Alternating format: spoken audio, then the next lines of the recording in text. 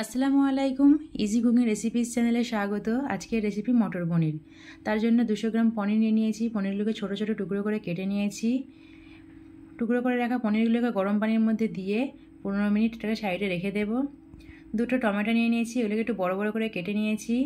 একটা ফ্রাই প্যানে অল্প একটু তেল, অল্প একটু বাটার দিয়ে গরম করে নেব। বাটার গলে গেলে কেটে রাখা টমেটোগুলো দিয়ে দেব।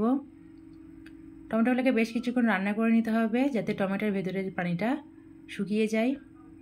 এবার 1 চামচ লঙ্কার গুঁড়ো আর 1 চামচ লবণ দিয়ে টমেটোর সাথে মিশিয়ে নিতে হবে।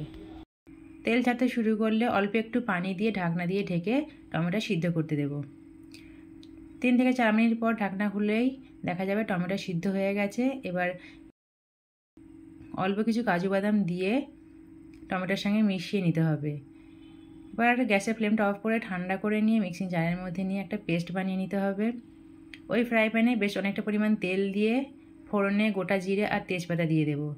এদিকে সাইডে দুটো বড় বড় পেঁয়াজ রাফলি চপারের মধ্যে কেটে নিয়েছি। এবার এগুলোকে চপ করে নেব। পেঁয়াজ চপ করা হয়ে গেছে, এটা তেলের মধ্যে দিয়ে দেব।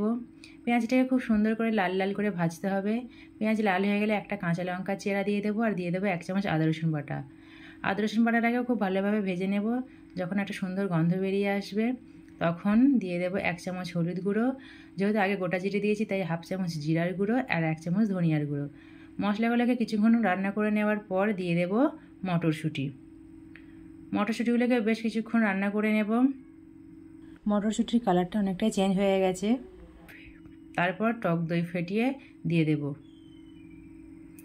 দইটাকে খুব ভালোভাবে কষিয়ে নিতে হবে।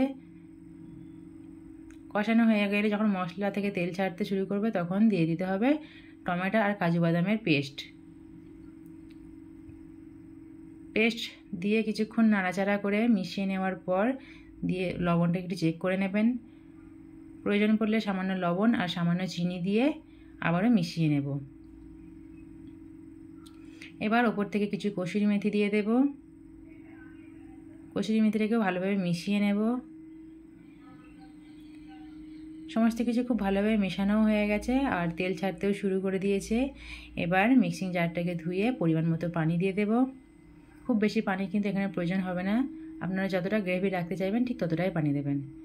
এবার গরম পানিতে ডুবিয়ে রাখা পনিরগুলো দিয়ে দেব। ঢাকনা দিয়ে ঢেকে বেশ কিছুক্ষণ ফুটিয়ে নেব।